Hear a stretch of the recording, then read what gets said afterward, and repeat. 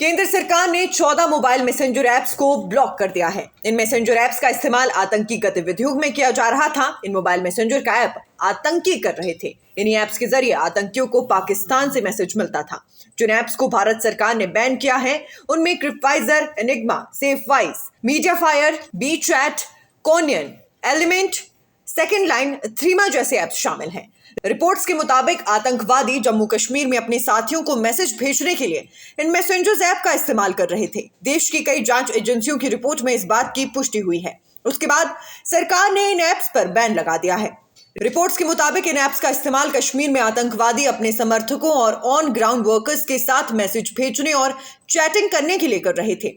इन apps के developers Bharat में नहीं है और ना ही इन ऐप्स को भारत से ऑपरेट किया जा रहा है। इन ऐप्स को डेवलप करने वाली कंपनियों के ऑफिस भी भारत में नहीं है। भारतीय कानूनों के अनुसार जानकारी मांगने के लिए ऐप्स की कंपनियों से संपर्क नहीं किया जा सकता था। इन ऐप्स को इस तरह से डिजाइन किया गया है कि इन्हें ट्रैक नहीं किया जा सकता है।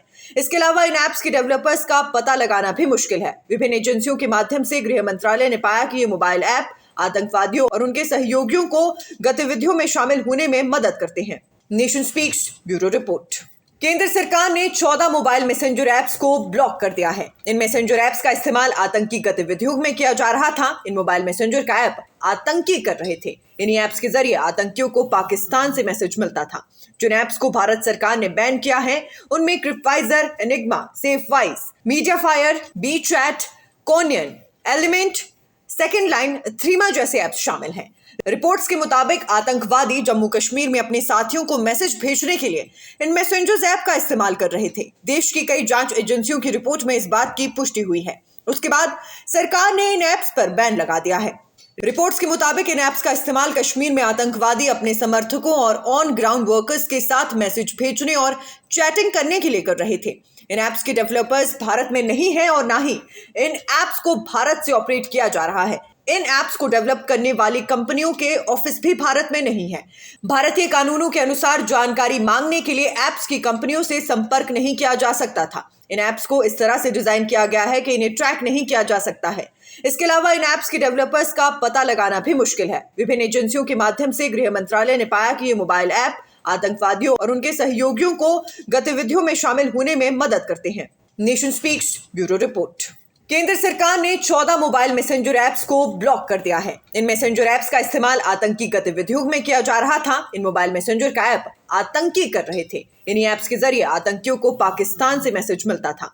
जिन ऐप्स को भारत सरकार ने बैन किया है उनमें Crypviser, Enigma, Safeswiss, Mediafire, B Chat, Conion, Element, Second Line, Threema जैसे ऐप्स शामिल हैं।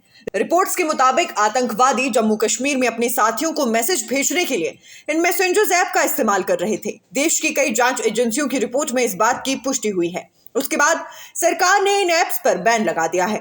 रिपोर्ट्स के मुताबिक इन ऐप्स का इस्तेमाल कश्मीर में आतंकवादी अपने समर्थकों और ऑन ग्राउंड वर्कर्स के साथ मैसेज भेजने और चैटिंग करने के लिए कर रहे थे।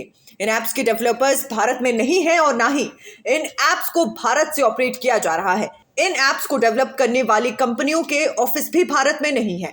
भारतीय कानूनों के अनुसार जानकारी मांगने के लिए ऐप्स की कंपनियों से संपर्क नहीं किया जा सकता था। इन ऐप्स को इस तरह से डिजाइन किया गया है कि इन्हें ट्रैक नहीं किया जा सकता है।